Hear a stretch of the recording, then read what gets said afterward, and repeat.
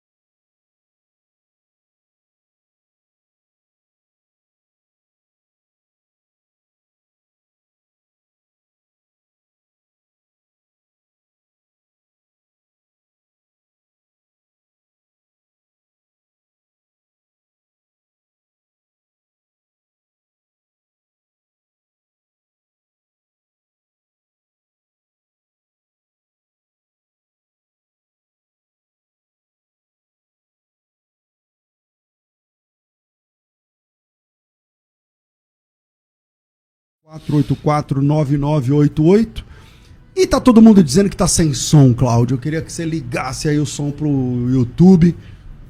Ligou? Dá um toque aí. Aqui lá no YouTube tá todo mundo falando que tá sem áudio. E tá mesmo. Tá. Tô testando aqui. Ninguém escuta pelo YouTube. Mas se tá pela rádio, tomara que vai pro YouTube aí. Só me dá um sinal se ligar pro YouTube aí pra gente verificar. Entrou aí no YouTube, ok? Voltou o som.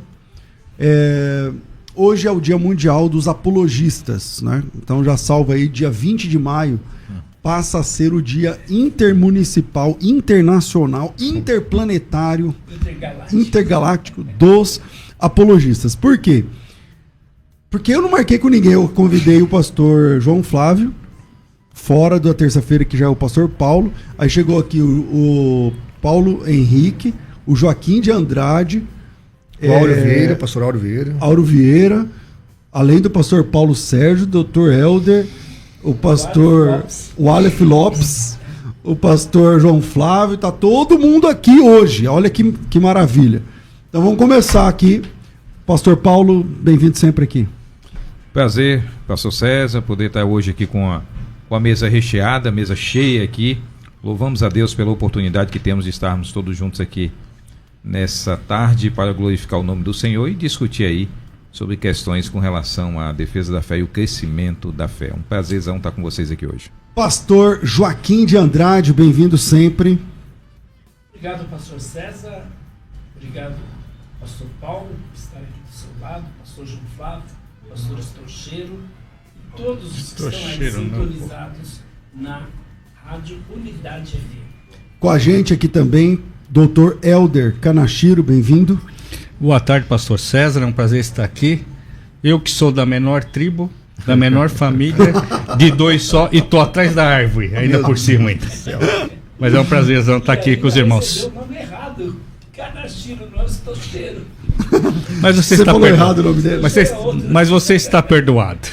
Com a gente aqui também, ele que esse veio de longe, lá de Rio Preto, a cidade que nunca faz calor. Bem-vindo aqui, pastor João Flávio Martinez. Pastor César, é um prazer revê-lo. Eu faço questão toda vez que venho a São Paulo de estar aqui com você, de rever você, rever pelo menos o Joaquim, né? Principalmente o Joaquim, que já está com uma idade avançada. Isso, né? Exatamente, requer cuidados, né? A gente tem que sempre revê-lo. Então, exatamente. Mas o braço já sabe, né? Pois é. Então, mas eu sempre venho mesmo porque eu tenho pouca oportunidade, eu estou fora do eixo. Vocês aqui em São Paulo, pastor Paulo, pastor Joaquim, estão sempre no eixo, aqui é onde as coisas acontecem. Você sabe que o certo era o senhor morar aqui, né, amado? Era o certo. Eu estou lá no interior, né? Tá difícil porque a gente fica deslocado, pastor Paulo, a gente fica meio fora dessa comunhão apologética. Então, quando estou em São Paulo, é uma alegria estar aqui contigo. Que legal, a alegria é nossa. E vamos lá, hoje o dia é apologética, então perguntas apologéticas, por favor, please, s'il vous plaît, bevacachá. Vamos lá, 4210, estão dizendo que o microfone do Joaquim está desligado, então é um complô. Já ligou? Não, pedi para trocar. Ah, tá. Joaquim, então por enquanto vamos usar o do Paulo por enquanto, tal. Vamos lá, perguntas por onde? Tem por onde? Telefone? Alô? Alô, boa tarde. Boa tarde, quem fala? É Alessandro Frazão, aqui de São Paulo, Tatuapé. Eita, isso. Bem-vindo, Alessandro. Tudo bem, meu irmão? Tudo maravilhoso. E com vocês? Boa tarde a todos os pastores, paz e graça a todos vocês. Amém. Vamos lá, sua pergunta. Primeira pergunta de cunho apologético. Algumas denominações defendem lá o Judas 1:9 como sendo a ressurreição, né, a contenda, o jiu-jitsu lá do Capiroto e do Miguel contra, em busca do corpo de Moisés, né? E algumas denominações defendem isso como uma possível ressurreição de Moisés. Lá no Monte da Transfiguração, quando Moisés aparece lá junto com Elias, outras defendem que é uma visão, mas Jesus ele acaba conversando com os dois ali. Aí a pergunta, para refutar essas questões dessas denominações que dizem que é ressurreição, primeiro, por que, né, que houve essa contenda pelo corpo de Moisés, e o que de fato aconteceu lá no Monte da Transfiguração, e o que era a aparição de Moisés, né, se era um corpo glorificado, se era um espírito, dentro dessa mesma questão de Judas 1:9. Ok. Obrigado, Alessandro. Deus abençoe. Fica na paz. Deus abençoe a todos. Abraço. Amém. Bom, vamos fazer... Estão dizendo que o áudio está cortando, está falhando pelo YouTube. Eu vou pedir para vocês darem uma verificada aí se está mesmo, porque algumas pessoas falaram que o áudio está picotando no YouTube aí. Bom, vamos lá. Eu queria já uma análise de todos aqui. Judas 1:9, os adventistas do sétimo dia, por exemplo, até porque tem lá no livro da senhora Ellen White a ideia de que o Moisés não chegou a se decompor, por exemplo. Ela defende que ele realmente morreu, mas que ele, como se ele tivesse caído e já ressurgido, né? No mesmo momento, ou coisa parecida, pelo menos é o que dá a entender. Então eu queria que cada um falasse sobre isso. E na concepção dela. Vamos lá. Começa aí, João Flávio. Bom, primeiro que o texto é bem complexo para responder em poucos minutos. Mas vamos começar aí por essa questão da afirmação da Ellen G. White. Ela é desmistificada quando a gente lê o final de Deuteronômio 35, a partir do verso 4, e lê Josué, capítulo 1, onde Deus aparece para Josué e fala: meu servo Moisés está morto. E ali já tinha passado 30 dias de luto nacional pela vida de Moisés. Então Moisés, com certeza, estava decomposto na cova. Voltando para o texto agora de Judas 1:9, nós vamos poder especular, nada mais do que especular. E o que dá a entender, já que o sepulcro e o lugar onde Moisés foi enterrado não foi achado, que um dos motivos é uma questão da idolatria. A maior parte dos eruditos, tanto do judaísmo quanto do protestantismo, catolicismo, etc., vão dizer que a ideia de esconder-se o local aonde Moisés foi enterrado era para evitar uma peregrinação idolátrica. Então essa é uma questão. Por isso que o corpo de Moisés, houve ali uma contenda com o arcanjo Miguel, que não era Jesus, diga-se de passagem, mas era apenas um anjo. Por isso ali houve essa contenda. E diante dessa contenda, o corpo de Moisés foi escondido para que o diabo não o tomasse e levasse uma proposta idolátrica ao povo de Israel. Até a própria Ellen G. White, já que foi citada aqui, ela também entende isso, que a visão do diabo era para isso. Mas o texto de forma nenhuma fala de ressurreição de Moisés, nem dá a ideia de que o arcanjo Miguel seria Jesus. Quem mais? Eu teria uma observação, né, de Judas, já foi bem explanado. Rodé Mihail, Archangelos. Então, a respeito do arcanjo. Eu concordo com o Martinez a respeito da idolatria e também acho que tem uma segunda opção, não está no texto, que era provavelmente o Diávolos, ele poderia também macular, se ele encontrasse o corpo, ele podia macular o corpo de Moisés. Isso dentro do... Bom, não sei se poderia dizer dos judaísmos, vamos dizer assim, era uma coisa gravíssima. Nós estamos vendo aí a questão de Gaza, desses reféns. É necessário que pelo menos uma parte do corpo esteja lá para eles poderem enterrar. Essa questão das exéquias corretas são muito importantes. Uma vez que você macula, destrói o corpo, você destrói a memória e você atrapalha a família no luto dentro do judaísmo. Então, acho possível essa outra explicação, né? De não ser encontrado, Deus não deixou que o corpo fosse encontrado por causa dessa questão da maculação, uma possível maculação do corpo de Moisés. Tem mais uma coisa, não sei se alguém vai comentar, eu deixei para vocês comentarem, mas eu acho que é bom a gente lembrar-se, que ele falou do Mateus 17. E esse texto, lá aparece Elias tudo bem, porque segundo Reis, capítulo 2 vai dizer que Elias foi assunto aos céus, então muitos acreditam que ele não viu a morte, a própria teologia judaica acredita nisso, pelo menos algumas facções. Agora, Moisés morreu, então ali aparece Moisés.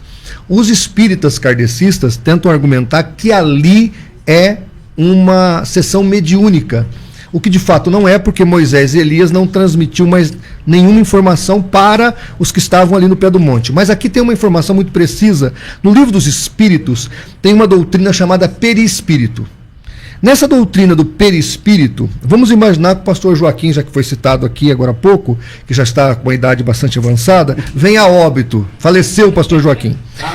E aí a irmã Sônia, ela vai lá, por exemplo, fazer uma invocação para chamar o espírito do Joaquim. Então aí reúne-se uma mesa como essa, cada um dá as mãos e começa, vem Joaquim, vem. E aí aparece então o Joaquim. Segundo essa doutrina do perispírito, o Joaquim que tem que aparecer é o Joaquim da última vida. Aonde está o problema? E esse texto é uma cilada para os espíritas que tentam argumentar que é uma mediunidade ali de Jesus. É porque no capítulo 14 nós temos João Batista, capítulo 14 de Mateus, nós temos João Batista sendo degolado. E no livro Céu e Inferno, o Allan Kardec fala que João Batista era a reencarnação de Elias. Logo, quem tinha que aparecer no monte era Moisés, que segundo os espíritas não poderia reencarnar porque já chegou no ápice da luz, e o próprio João Batista, e não Elias. Então, a tese doutrinal do espiritismo se destrói pelas suas próprias regras do perispírito, porque aparece Moisés e Elias, e não Moisés e João Batista. E, para fechar, não era uma sessão mediúnica, porque ali não há transmissão de ideia dos vivos para os mortos e dos mortos para os vivos. Quem fala ali e quem é senhor do momento é Jesus, e quem se transfigura é Jesus, não é Moisés e Elias, mas Jesus que vai e não eles que vêm. Mais alguém? Tem só um aspecto interessante também, que Jesus, quando desce do monte, diz para os apóstolos, a ninguém conteis a visão, até que o Filho do Homem ressuscite dentre os mortos. E a palavra que aparece ali, Orama, ela vai aparecer também em Atos, ou em Atos capítulo 7, 31, para falar da visão de Moisés da sarça, né? Que queimava e não se consumia, né? Então, o texto pode estar tratando também apenas de uma visão pedagógica, né? De uma visão espiritual, ali, uma visão espiritual, né? Sobre os dois, e não da realidade espiritual dos dois aparentando ali, né? Esse é meu ponto, porque mesmo que diferente disso, nós temos um problema com Deus tendo dito que Moisés não entraria na Terra Prometida. Se ele foi lá mesmo, porque o Monte da Transfiguração está lá no meio da Terra Prometida. E Deus disse para Moisés que ele não entraria de jeito nenhum na Terra Prometida. Mas ele não poderia ter falado, César, apenas no aspecto de não entrar naquele momento por sua desobediência. Naquele momento não está escrito no texto. Mas eu tenho outra tese. Você não vai entrar na Terra Prometida. A minha tese... Eu acredito que ali é uma visão mesmo. A minha tese, pastor César, é que eles não vieram. Quem foi Jesus. Porque é Jesus que se transfigura. É como se Jesus saísse desta dimensão, entrasse numa outra dimensão e os apóstolos vissem. Tá? Por quê? Porque o texto fala que ele, Cristo, se transfigurou. Quem vai ao mundo espiritual é Cristo. Então não é eles que vieram, não é eles que apareceram. Agora, a tese do Roraima, que o senhor defende a mesma tese do pastor Elias Soares, correto? O Elias Soares também defende isso, né? É essa mesma tese. É interessante, mas independente de ser real ou não, o fato é que não são eles que vêm, mas sim Jesus que vai. O texto fala isso, que ele se transfigurou e ele foi ao mundo espiritual. Pelo menos este é o meu humilde entendimento. Ok. Quer falar, Joaquim? Vira o microfone aí. Quero. É importante falar com relação a essa questão, porque, em primeiro lugar, a gente não tem nenhuma evidência da ressurreição de Moisés. Então, Judas não está falando de ressurreição de Moisés. Isso é muito claro o texto. Além disso, se Moisés houvesse ressuscitado logo após a sua morte, por que nenhum outro comentarista bíblico menciona esse fato espetacular que seria a ressurreição de Moisés? Então a conclusão para mim é muito óbvia. Os autores bíblicos não o fizeram porque a ressurreição de Moisés simplesmente não ocorreu. E o apóstolo Paulo vai dizer em 1 Coríntios 15, 23, cada um, tá falando da ressurreição, cada um, porém, na sua ordem, tagma, Cristo as primícias, para a parche, depois os que são de Cristo na sua vinda. Então, o único ressurreto para nunca mais morrer, segundo Paulo, seria o próprio Cristo. Tem o texto também de Mateus 17:3 que diz: e eis que lhes apareceram Moisés e Elias, falando com ele, né? Então, ou seja, a visão, os apóstolos também veem e aparece Moisés e Elias ali para eles naquele momento. Então, agora, César, essa questão que você falou aí do Moisés não entrar mais na terra, eu acho que, então isso quer dizer que em hipótese alguma, nem havendo um reino milenar na terra, Moisés não vai poder estar naquele local. Questão. Então, vamos lá. O texto... Porque a questão para mim ali é histórica Bem naquele pensado, momento, né? é chegar e dizer assim, olha, o não texto vai lá entrar. Naquele momento, né? Naquele momento, você não vai entrar. Pronto, não vai entrar. É que naquele momento não está escrito, né? Então, aí precisa ler lá o texto de, eu acho que é Números, né? Onde que acontece isso. Vou achar aqui o texto. É que o que o pastor Paulo está dizendo, pastor César, é que aquilo não ficou como uma regra eterna. Eu acho que é por aí que você está entrando. Foi o momento. O momento, né? Porque, por causa daquele instante ali que ele bateu na pedra, etc. Aquele momento, então... aquilo já foi superado, né? Exato. Mas assim, visto que não crestes em mim para me santificar diante dos filhos de Israel, por isso não fareis entrar esse povo na terra que eu lhe dei. São essas as águas de Meribá e tal. Então, não fala que é somente naquele ali e tal. Você não acha que isso é implícito, César? É interessante. Pode ser implícito. Mas outra coisa mais importante é que se a gente trabalhar com a hipótese de que o Moisés ressuscitou e apareceu ali... Não, isso é inadmissível, né? Então a próxima saída ou é uma visão, que é a palavra Horma lá, que o pessoal está falando aí, Horama, ou a questão do que o pastor João Flávio falou, que é Jesus se transfigurou, e é como se a gente estivesse tendo uma visão do que está acontecendo no mundo espiritual, mas que não está ali em cima daquele monte. A gente está vendo em cima daquele monte. É assim que eu defendo essa tese. Aquelas pessoas não estão ali. Porque esquece o Moisés. O Elias, ele não morreu. Então, se ele apareceu ali com o corpo físico, a gente tem um problema. Lá no céu tem banheiro, ele come o quê? Ele almoça, ele janta? A grande Como é que funciona? A grande questão não é a... Se eu admito que é uma visão, todas as questões relacionadas à questão do corpo estão resolvidas. Não tem nenhum problema para resolver. Por isso a melhor opção, na minha opinião, de entender esse texto é a visão, assim como o Paulo viu aquele varão macedônio dizendo: passa a Macedônia e ajuda-nos. Seria uma visão pedagógica. Aquele cara não apareceu no quarto de Paulo. Ele teve uma visão sobrenatural. E a palavra ali é a mesma. Entende? É a mesma ideia. Vamos lá. 42 10 30 60, você liga e participa ao vivo com a gente do programa. Vamos pro próximo. Alô? Alô, pode ser o pastor. A paz, quem fala? É o Luciano Malaquias. Luciano Malaquias. Fala de onde, Luciano? Eu falo aqui do Jardins. De onde que é? Jardins. Vamos lá, pois não. Ô pastor, fazer uma pergunta pro João Flávio Martinez, que ele respondeu uma live que ele fez na internet há algum tempo atrás, sobre o vinho, né? Eu perguntei para ele como os judeus faziam para conservar o vinho. Aí ele respondeu que os judeus conservavam o vinho nas cachoeiras, colocava no vidro e colocava na cachoeira. Eu queria que ele me falasse mais sobre esse assunto, que ele pode complementar mais essa resposta. Tá certo, obrigado. Você lembra disso? Lembro sim. Deus abençoe, meu irmão. É que existe um... sobre vinho na cachoeira. Então, uma pergunta rapidinho. Isso é mais com o pastor João Flávio. Vamos lá. Vinho na cachoeira. A outra pergunta usando uma base... Alô? Oi, qual que é a outra? Usando Samuel capítulo 3, versículo 14, Mical tendo 2 maridos, por que ela não é considerada adúltera? A Mical? Isso, Samuel, capítulo 3, versículo 14. Você lembra quem? Bom, Samuel 3,14. Amém? É que assim, né, irmão? O Amical não teve 2 maridos ao mesmo tempo, né? Ela foi casada com Davi, e lá pelas tantas o rei desfez o casamento dela com Davi e fez ela casar com outro cara que eu não lembro o nome dele agora. Otiel. Como? Otiel. É, um nome assim. E o Davi não gostou não aceitou esse divórcio, foi lá e buscou ela de novo. Então não é que ela teve 2 maridos concomitantemente, mas ela foi mulher do Davi, depois ela separou, porque o Davi ficou muitos anos fora foragido, longe inclusive dela. O rei deu ela para outro marido e ela, depois o Davi volta e busca ela novamente. Então não é que ela teve 2 maridos. Então, mas ela não podia falar que não queria casar com ele? Pode matar, mas com ele no caso? Com ele quem? Com o Potiel? Ela não estava casada com o Davi? Então, mas quem mandava era o rei, né?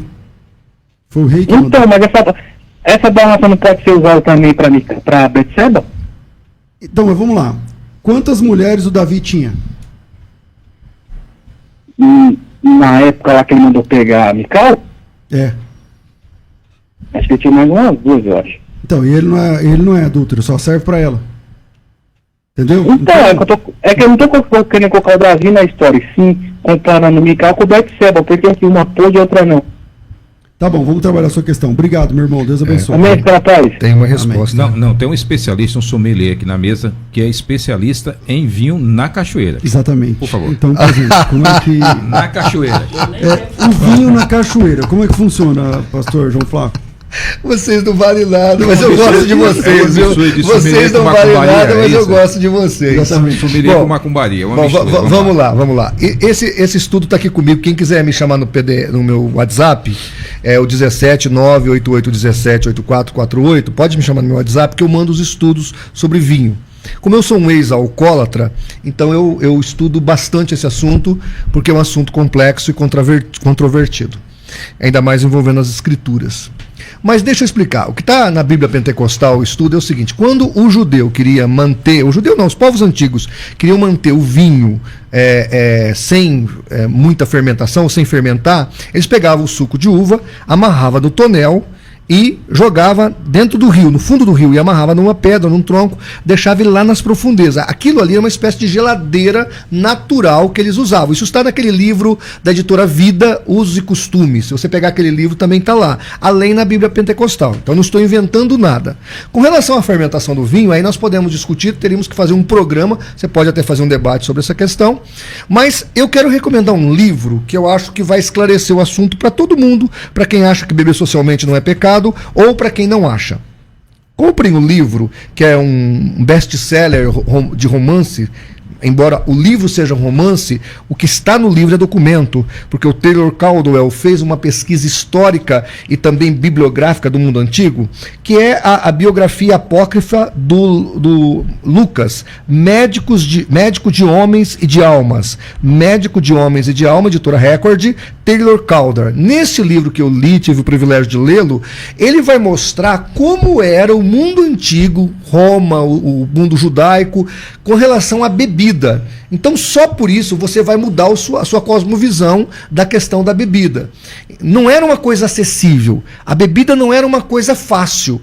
A bebida boa, a bebida acurada, a bebida agradável. Os soldados romanos tomavam aquele vinagre, o mesmo que foi dado para Jesus, para ele aguentar mais tempo na cruz. Porque o soldado cortava um braço, não tinha como um pronto-socorro lá no meio da guerra. Então ele amarrava com um pano e aquele vinagre para baixo para suportar a dor e continuar na guerra. Então este livro, Médico de Homens e de Alma, que é um livro secular, mas que trata do mundo antigo, do Taylor Caldwell, vai contar um pouco de tudo isso que estou falando. Exatamente esse aí. Obrigado, irmão. Tá aí na tela. Tá aí na tela. É um livro fantástico, recomendo a leitura. Muita coisa do que ele fala ali, pastor César, tem fundamentação histórica que pode ter acontecido com o Lucas de fato. Né? Porque como é que ele se formou em medicina? Qual foi a escola? Quem financiou? Que era caríssimo. Quem financiou? Então ele trata desse assunto, é um livro que vale a pena. 42 10 30 60, você liga e fala ao vivo com a gente pelo WhatsApp 984849988. Ficou essa questão da Mical também, né? César, quero só falar uma frase aqui.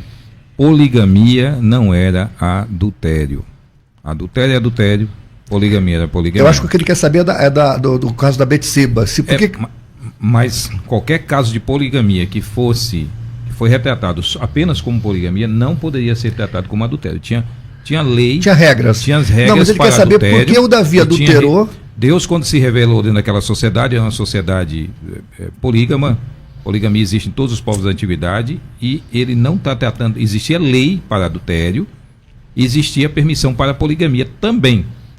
Que não podia infringir as leis do casamento lá. Eu acho que o que ele quer saber, pastor Paulo, permita-me, é que o caso, Davi não foi apedrejado, embora tenha adulterado, de fato, a Bíblia fala que ele falou, a 2 Reis 11, né, acho que o Natan vai repreendê-lo, se não me falha a memória.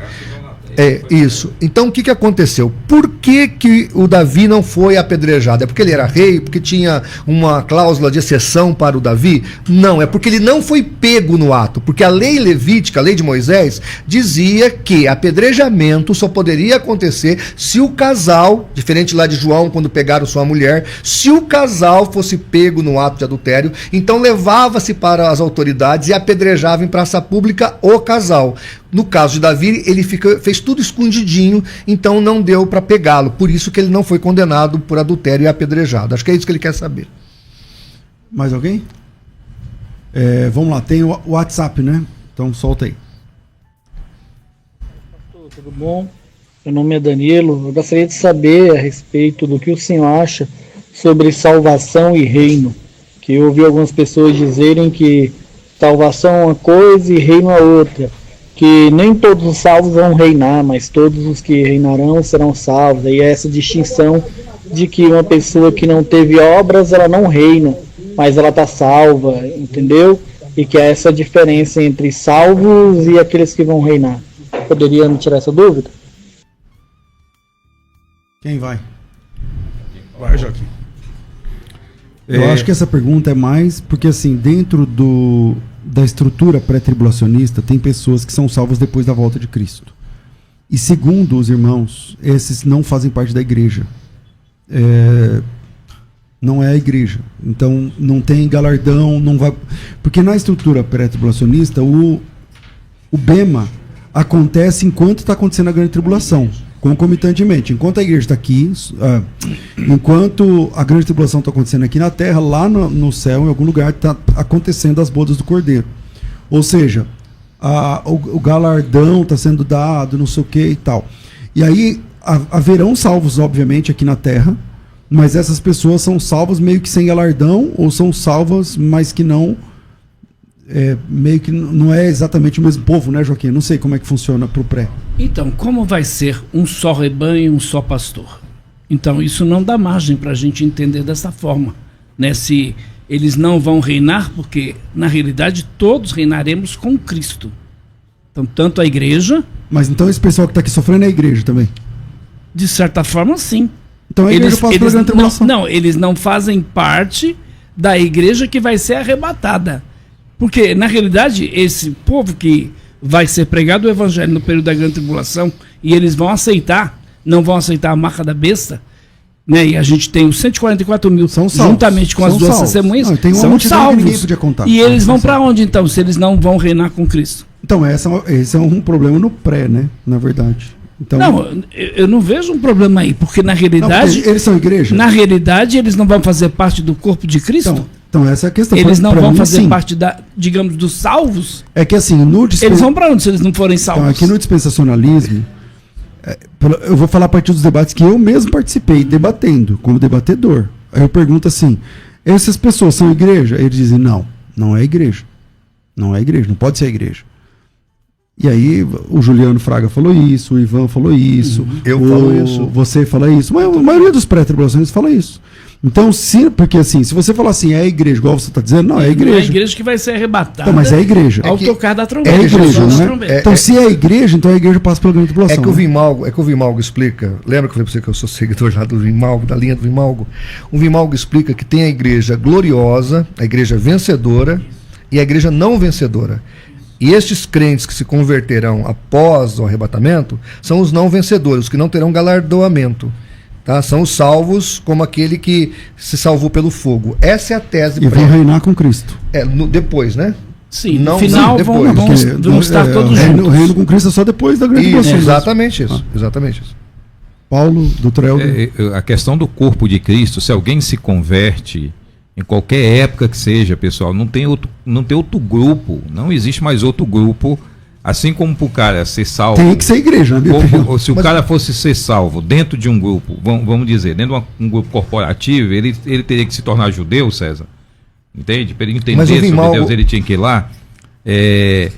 Não existe, aí a gente pode discutir. Terceira via. Não existe terceira via. A igreja, da cruz para frente, é igreja.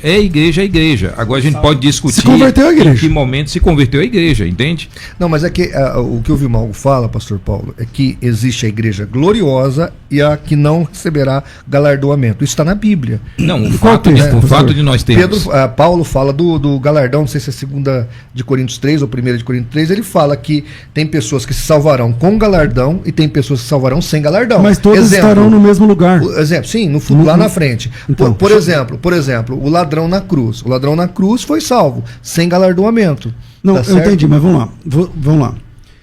Essas duas pessoas, as que têm galardão, as que não têm no bema, o que você está citando é Coríntios 5. Isso. As duas pessoas que têm galardão e que não têm, porque a obra de cada um vai passar como madeira, palha e feno, ou ouro, prata, pedras preciosas, alguma coisa assim. Esse grupo está junto. No final. Não é no final. Na hora do bema. Na hora do bema tá todo mundo junto. Não tem repescagem. Depende da visão pré-pós, porque na realidade... Não estou falando de visão pré-pós. A leitura do texto do bema, que só tem uma. Como eles vão participar do bema? Porque o bema, ou bema, como você quiser, vai ser o galardoamento de quem? Dos salvos. Dos salvos de que período? Não do período da grande tribulação. Então é porque vocês quando a igreja está passando, a igreja antes. Quando a igreja está passando pela grande tribulação, então... É que assim, quando a igreja é arrebatada antes do momento que a Bíblia diz, está acontecendo, gera um monte de problema. É que o pessoal da grande tribulação não precisa passar pelo ranqueamento, porque eles só serão salvos, eles não têm ranqueamento para eles. Então, mas é por isso que eu estou dizendo que, nesse caso aí, o Bema são para os salvos antes da grande tribulação. Eles não entram aí. É que quando a gente fala dessa questão, nós pré-tribulacionistas, por exemplo, a primeira ressurreição, né? Havia duas ressurreições. Não, a primeira ressurreição, elas são várias, não é só uma. Isso, que são etapas. Isso, exatamente. Os pós não aceitam, os amilenistas não aceitam. Entendeu onde é que está a questão? Tem explicação. Então, assim, esses que são salvos depois, que na proposta do pré é um segundo tipo de salvos, porque não tem galardão, ou não vão reinar com Cristo, é um problema, porque a Bíblia diz que vão reinar. Não, olha, o texto lá de 1 Coríntios 3, se permanecer a obra de alguém que sobre o fundamento edificou, esse receberá galardão. E se a obra de alguém se queimar, sofrerá ele dano, mas ele mesmo será todavia como que através do fogo. Vão ter pessoas que não vão ter, porque eu vejo, por exemplo, se a Bíblia está falando de reino de Deus, é o reino dos céus, para mim é tudo a mesma coisa. Se Deus está falando disso, de um reino não tem só rei e ministros, não tem só rei e as autoridades abaixo dele, tem rei, ministros e vai descendo até todas as classes, tem súditos. Então vão ter pessoas no reino de Deus que não vão ter cargos elevados dentro desse reino, que não vão julgar nações e outras coisas. Possível. Alguém mais? Não, os argumentos são sofisticados mesmo, né? Nessa seara. Porém é o seguinte, Jesus, eu não quero simplificar porque é complexo mesmo, né? Mas o próprio Jesus falou, ó, o reino de Deus está no meio de vós. Também. Quer dizer, já começou, não é que está próximo, lá no grego, foi traduzido, mas ali já é uma ação já completa, o reino já está implantado. Então eu imagino que as pessoas, pela pergunta dele, né, é que vocês sofisticaram mais, né, porque trouxeram a questão dos galardões aí e tal, né, mas já está implantado já, o reino a partir de que Jesus está em atividade, o reino já está em atividade já. 42 10 30 60, você liga e participa com a gente. Vamos para o intervalo e a gente volta já. Vai. Programa Crescendo na Fé. Unidade FM. Curta a nossa página no Facebook e segue a gente lá no Instagram, facebook.com/UnidadeFM. Paz do Senhor, meus irmãos. Eu me chamo Nicole, tenho 26 anos e moro na Suíça há 7 anos. Me converti em 2022 e desde minha conversão eu tinha uma sede insaciável pela palavra de Deus. Eu queria começar a entender mais sobre as religiões, a diferença entre o catolicismo e a reforma protestante, todos esses assuntos. Eu queria conseguir compreender aqueles nomes difíceis que eu via os teólogos falando, mas a oportunidade de fazer uma faculdade de teologia na Suíça parecia tão distante de mim. O que me restava era buscar conhecimento em outros lugares. E tudo começou quando eu encontrei os debates da Rádio FM Musical. Eu comecei a assistir constantemente vários temas que me interessavam. Foi ali que eu ouvi pela primeira vez sobre a FTB. A oportunidade de fazer uma faculdade 100% online, diretamente da minha casa. Será que seria possível? É claro que eu não perdi a oportunidade e me inscrevi na Faculdade Teológica de Bethesda. Eu não conseguia segurar a emoção de estar realizando um sonho que parecia impossível. Porém, o nosso Deus é o Deus do impossível. Os meus materiais viajaram do Brasil para a Suíça. Os materiais da FTB são excelentes. A leitura é clara e direta, não deixando nenhuma dúvida sobre todos os assuntos que são tratados. Mesmo para mim, uma nova convertida, eu conseguia finalizar cada matéria sem nenhuma dificuldade na compreensão. No princípio, eu achava que toda aquela minha vontade e sede por aprender sobre a palavra de Deus era algo muito pessoal. Mas hoje, depois de criar um Instagram onde eu estou sempre postando conteúdos cristãos, eu alcanço inúmeras mulheres que têm perguntas tão difíceis quanto as que eu tinha quando eu me converti. Mas hoje existe uma grande diferença. Hoje eu sei a resposta para estas perguntas. Graças à minha faculdade de teologia e uma busca constante na palavra de Deus. Estou finalizando meu primeiro ano na FTB. Esse ano foi um ano de muitas emoções e muitos aprendizados. Eu pude usar tudo que eu estava aprendendo na célula que nós lideramos em casa. E pude também derramar sobre outras pessoas o que eu havia recebido de conhecimento pela faculdade. Quando eu comecei a faculdade, havia uma declaração logo nas primeiras páginas que mudou a minha vida. Apesar da palavra teologia vir do grego theoslogia, que significa o estudo sobre Deus, a declaração dizia: nós não estudamos Deus, porque Deus não está sentado à mesa batendo um papo conosco, Ele também não está sobre a mesa sendo estudado. Porém, o que nós estudamos é a sua revelação. E nós sabemos que Deus ele não revelou tudo, mas Ele revelou o suficiente, o necessário que nós precisamos saber para a nossa caminhada cristã. O pastor César Cavalcante também me disse uma frase que também eu vou levar para toda a minha vida. Quando você estuda teologia para querer saber mais do que os outros, quando você estuda teologia para ser uma pessoa arrogante, você estudou tudo menos teologia. A verdade é que o estudo da teologia só me fez mais consciente de quão miseráveis e carentes da graça e da misericórdia de Deus nós somos. O conhecimento da palavra de Deus não é apenas uma possibilidade, mas também é um direito para todos os homens. E eu não vejo a hora de me formar na Faculdade Teológica de Bethesda, receber meu certificado e entrar para turmas de teólogos da FTB. Que a paz e a graça do Senhor seja com vocês. Você que está ouvindo a gente também pode fazer a sua inscrição. A FTB tem, aqui eu estou aqui na minha... Bom, chega na sua casa uma caixa no seu nome, com todo o material didático que você vai usar durante 4 anos. Durante 4 anos da sua formação acadêmica, todo o material didático impresso é entregue num único dia para você. Agora, chega essa semana na sua casa. Tem aí o vídeo? Não sei se tem, mas...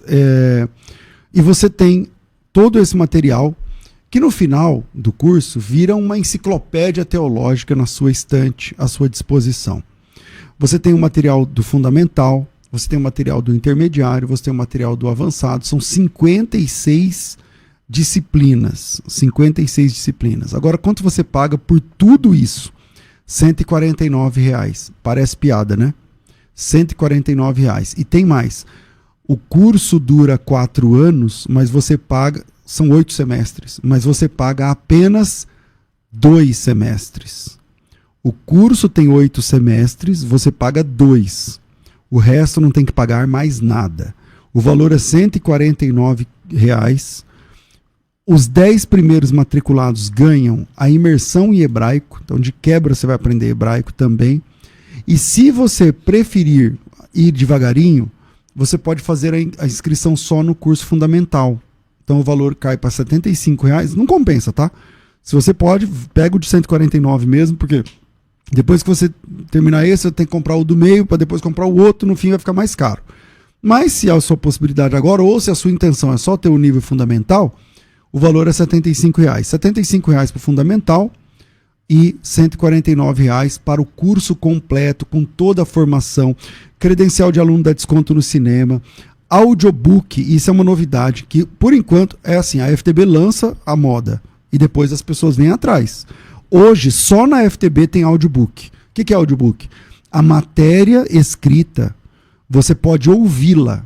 Não é inteligência artificial e nada contra a inteligência artificial, eu sou a favor.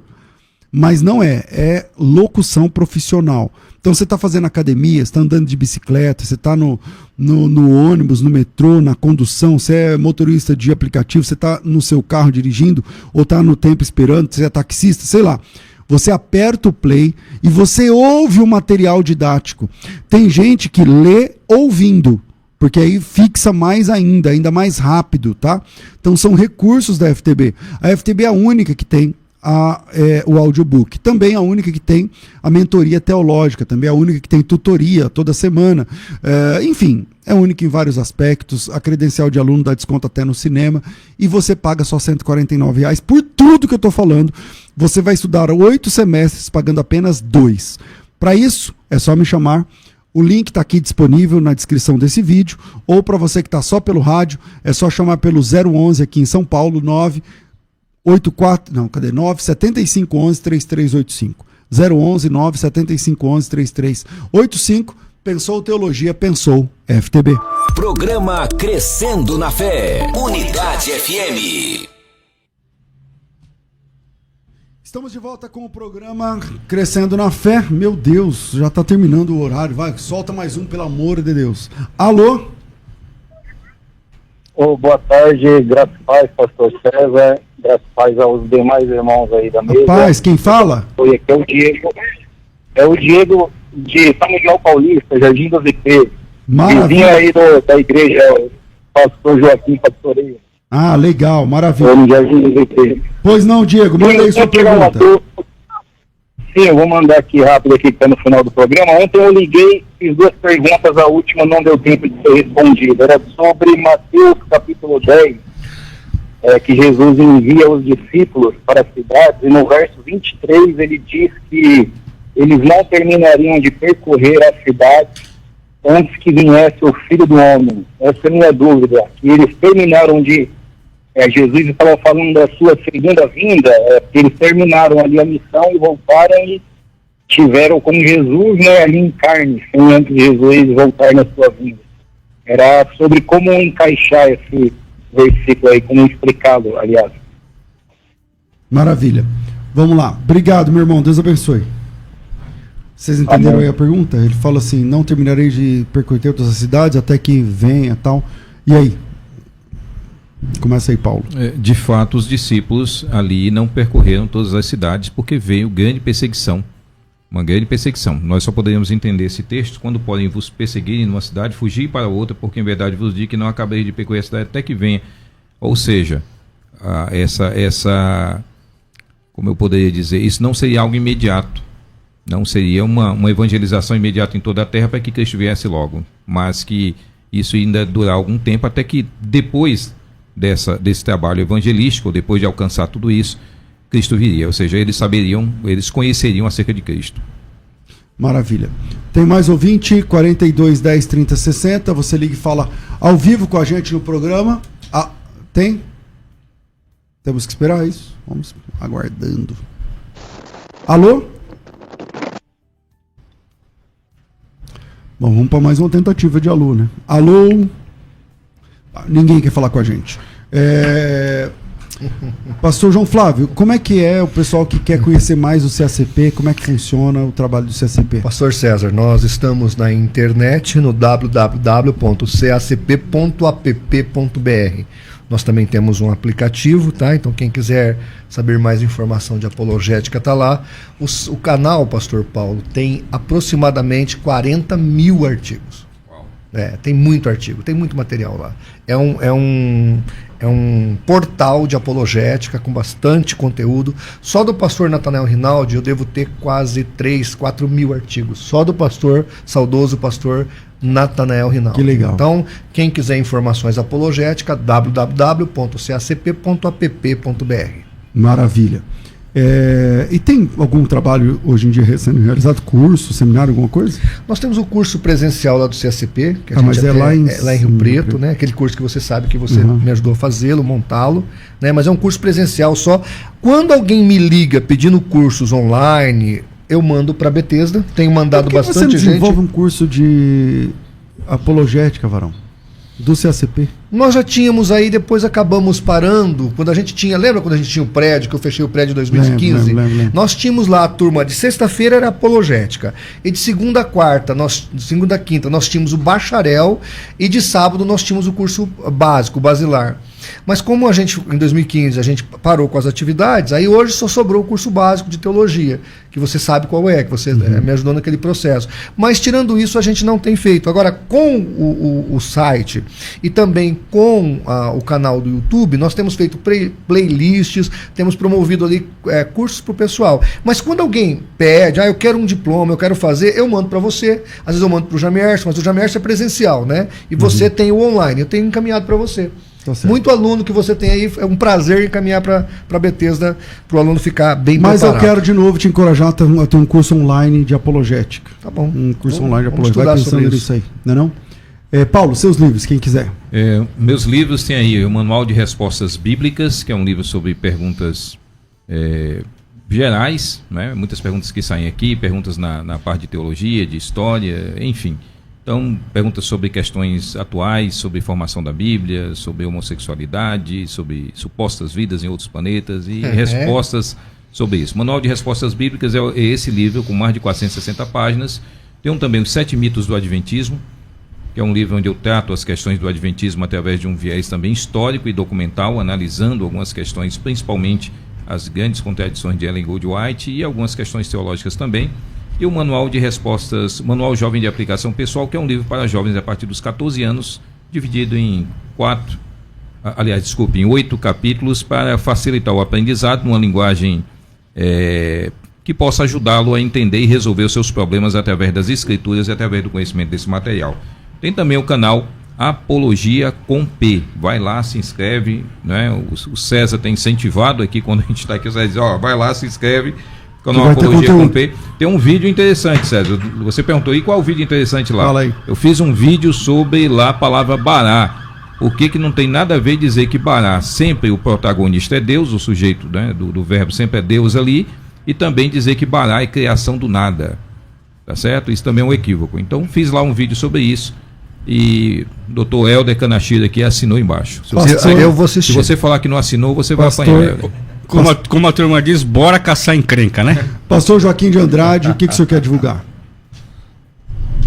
Obrigado, César, pela oportunidade. Obrigado aos companheiros aqui da mesa. Eu quero indicar o meu livro, Controvérsias, Modismos e Heresias que Ameaçam a Igreja Brasileira. Aqui eu trato de problemas como maçonaria dentro da igreja, confissão positiva, quebra de maldição hereditária. Estes e outros temas você vai encontrar neste livro.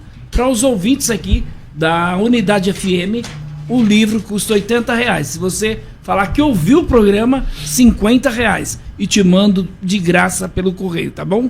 Não vai pagar o frete, é grátis. Maravilha, maravilha. E como é que faz para adquirir? As redes sociais, PR Joaquim Andrade, Instagram, Facebook, YouTube, Telegram, X. Você vai me encontrar numa dessas redes sociais aí. Tá aí. PR Joaquim Andrade. Tá aí o pastor Joaquim com a camiseta do inimigo lá do nosso concorrente. Você quer falar, Paulo? Posso falar do SBL? Claro que não. Pode falar, não, pode falar, tô brincando. Você quer falar? Lá tem audiobook?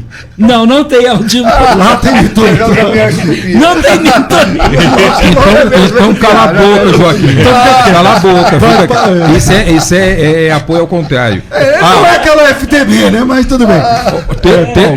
Telefone para adquirir os livros: 11 98247 7867. 11 98247 7867. Doutor Helder, manda aí. Muito obrigado. Hoje foi uma visita especial. A gente deseja que os irmãos sejam cada vez mais abençoados nos seus ministérios e abençoar os ouvintes, né? E mandar um abraço para o Bruno Leão, que está assistindo nosso programa. Um abraço. E o Helder, um abraço o Helder é professor no SBL. Olha o nível, olha o nível. Agora veja, eu falo, e todo mundo sabe que eu falo isso brincando, né? Eu falo isso brincando. Eu apoio todas as o Jamércio não sai daqui. Exatamente. O Jamércio não sai daqui. O Jamércio trabalhou aqui, trabalhou na FTB, né? Ajudou a construir a FTB. Deus abençoe aí todos os irmãos que têm aí algum tipo de ligação ou tiveram com a FTB. Eles é que não me convidam, mas eu convido todos. Eu convido todos. Obrigado, Joaquim, obrigado, Paulo, obrigado, doutor Helder, obrigado, pastor João Flávio. Prazer. Programa maravilhoso, Deus abençoe. Tô ficando por aqui, amanhã tem mais. Vem aí Jeremias Neto, o nosso presidente. Tudo isso muito mais a gente faz dentro do reino, se for da vontade dele. A Unidade FM apresentou Crescendo na Fé, um programa que te faz crescer no conhecimento da Palavra de Deus. Unidade FM. Juntos somos mais.